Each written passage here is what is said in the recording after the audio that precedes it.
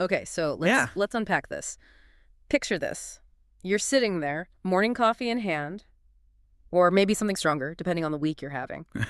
And you're scrolling through the business news on your phone, and the headlines are just like shouting at you. Hong Kong rents have collapsed. Exactly. The market is dropping. Tenants finally have the power. It sounds like a dream. It sounds like the clouds have parted, doesn't it? It sounds amazing. You immediately think, great, finally I can afford a place where my shower isn't, directly over the toilet. But then you actually go out there. Mm. You talk to friends, you check the listings, and the reality on the ground just feels like a slap in the face. It's a classic case of cognitive dissonance. Seriously. Bank accounts are draining, people are stressed, and finding a decent spot feels harder than ever. So if the data says prices are down, why does it feel like we're bleeding money? And that gap right there, that chasm between the headline and the pain in your wallet, that is the central paradox. That's the mission for this deep dive, then. Exactly. We are going to decode why the official rental indices just don't match the reality of emptying your bank account. And we've got a massive stack of sources to help us figure this out. We're looking at historical trends, current listings, and some very candid reports on the hidden costs of moving. Right, the sticker price versus the actual cost. Because in Hong Kong, those are two wildly different things. Okay, let's dive right in. The paper drop versus the wallet reality. The sources all seem to agree on one thing. Headline rent figures have dipped. Some say around 10%. Which is statistically significant. In London or New York, a 10% drop is a fire sale. It's sign the lease immediately. Yeah. Territory, right. But here's the nuance, and this is crucial. You have to look at what is dropping. The data is often skewed by the luxury sector. The luxury sector. So, super rich people's mansions. Pretty much. If a $150,000 a month place in Repulse Bay drops to $120,000, that pulls the market index down a lot. But that doesn't help the average person looking for a 2-bedroom and 1 chai. Not at all. The sources show that while the top end is soft, the mass market, the places where normal people actually live, is incredibly sticky. So the data's being dragged down by rich people getting a discount while the rest of us are fighting over crumbs. That feels about right. In a way, yes. And let's talk about that inventory. The sources point out a serious quality mismatch. The cheaper units driving that index down are often, well, let's say compromised. Compromised. Wow, that is a very polite way of saying a tiny studio facing a brick wall. Or in a location that adds an hour to your commute each way. The data shows that quality inventory, good layout, good light, near the MTR gets snapped up instantly. So it never even gets a chance to be discounted. Exactly. What's left on the listing sites are the dregs. Which leaves you with a grim choice. Compromise on your sanity with a terrible location or on the building quality. But this brings me to something that seems to defy basic economics. Supply and demand. Right. If the market is soft, landlords should be desperate. They should be rolling out the red carpet. But they're not. Why? This is the fascinating part. Landlord psychology in Hong Kong. You have to understand, many of these landlords have held these properties for decades. So they bought them when prices were actually reasonable. Exactly. Their mortgages are either paid off or the interest payments are so low that their holding costs are basically zero. They aren't desperate for the cash flow. They can afford to just wait. They'd rather leave a unit empty for 2 or 3 months, holding out for that higher rent, than lock in a 2-year lease at a lower rate. To them, dropping the rent devalues the whole asset. That is incredibly stubborn. It's a game of chicken, and usually the tenant blinks first because, well, you need a roof over your head now. Speaking of blinking, what about existing tenants? If the market crashes, surely you can negotiate a lower rent at renewal. You'd think so, but the sources say, good luck. Landlords know about your inertia, Why, laziness. your reluctance to pack up your entire life. They know moving is a nightmare, which we'll get to. So they bet you'll just swallow a renewal at the same price to avoid the hassle. So they don't pass the savings on because they know you're captured. You got it. That is painfully relatable. Okay, let's talk about the reason we hate moving so much. The financial pain. The upfront cost shock. This is the single biggest barrier to entry for everyone. The sources call it the 3.5-month rule, and when you see the math, it doesn't seem real. Can you walk us through this? Sure. It's the standard admission ticket. So you find a place. Before you get the keys, you need first the security deposit. That's almost always 2 months' rent. Okay, 2 months, gone, just sitting in the landlord's bank account. Then advance rent. You pay the first month up front. So we're at 3 months of cash, just gone. And we are done. Then there's the agent fee. Standard practice is the tenant pays half a month's rent as commission. Ugh, I've always found that painful. Yeah. In other countries, the landlord pays. Here, I'm paying the guy who showed me the apartment for 15 minutes. It is what it is. So let's put some real numbers on this. Let's say you find a modest 2-bedroom for HK $20,000. Which gets you basically nothing in Hong Kong. Far from it. So HK, $20,000 rent you need, a $40,000 deposit, $20,000 advance rent, and a $10,000 agent fee. That's HK $70,000 in cash. $70,000 just to get inside the door. Wow. And that's before you even think about utilities, internet, or hiring movers. Or furniture, and that's a crucial point. Right, because flats here come empty. Starkly empty. Sometimes no light fixtures, no curtains, just a concrete box. This connects to a really interesting point in the research about the expat salary illusion. You get a job offer, the salary looks huge. You think, I'm going to be rich. But that salary has to absorb this massive upfront shock. Sources say a lot of professionals just burn through their savings in the first month setting up. And then you're eating cup noodles on a mattress on the floor because you spent all your cash on the deposit. In a very small room. In a very, very small room. The space versus price comparison is brutal. The sources compare it to New York. The price might be similar, but the square footage, it's about half or less. We're talking walk-in closet vibes. It creates this real psychological squeeze.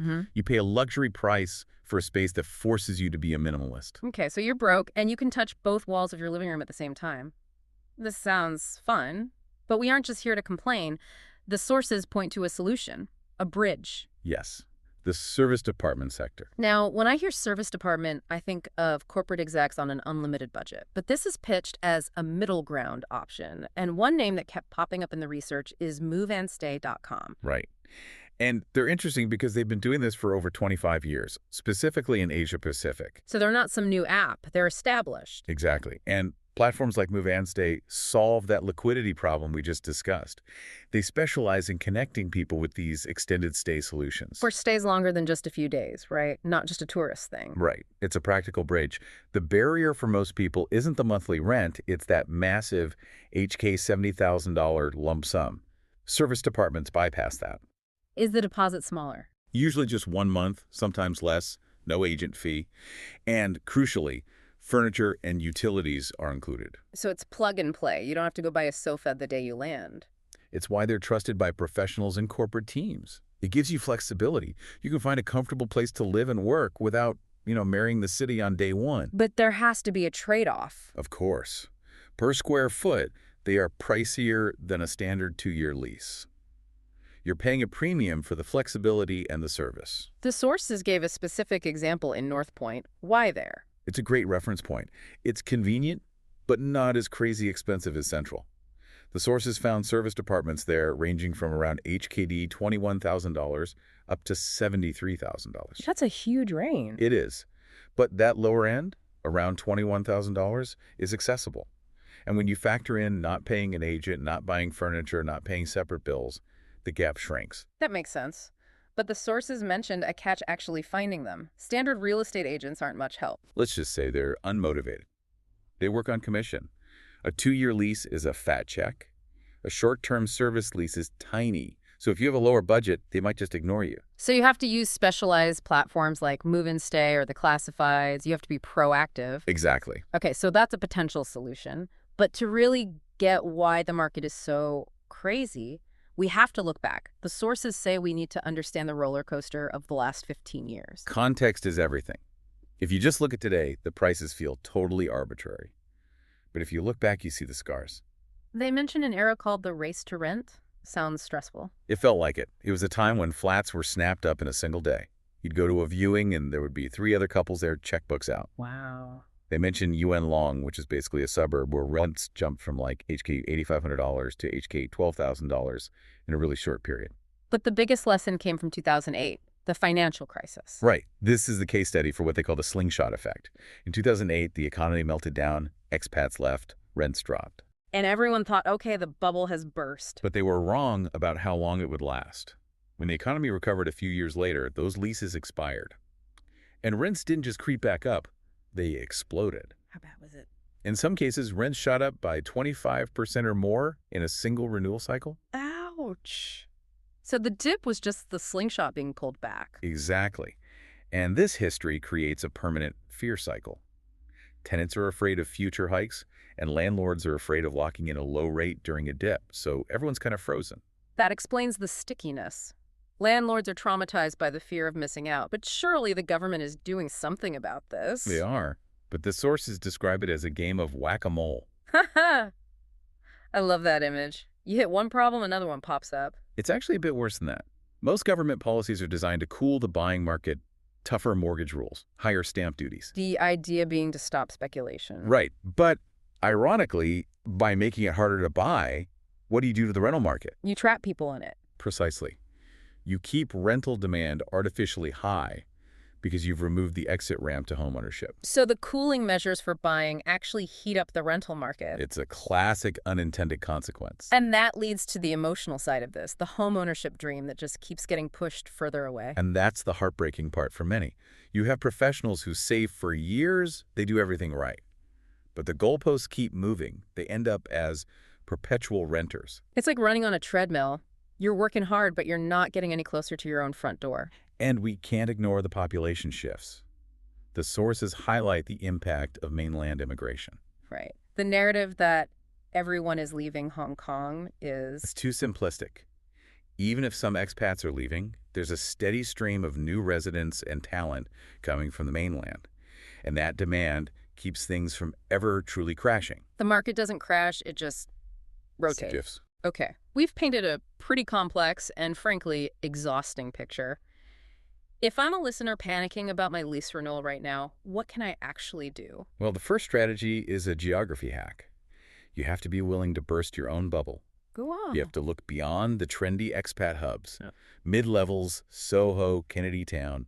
You pay a cool tax to live there. So where's the value? The sources point to areas like Tsuen Wan, or deeper into the new territories. Newer buildings, better amenities, and significantly lower rent per square foot. But then there's the commute. That's the trade-off. Lower rent means a longer commute.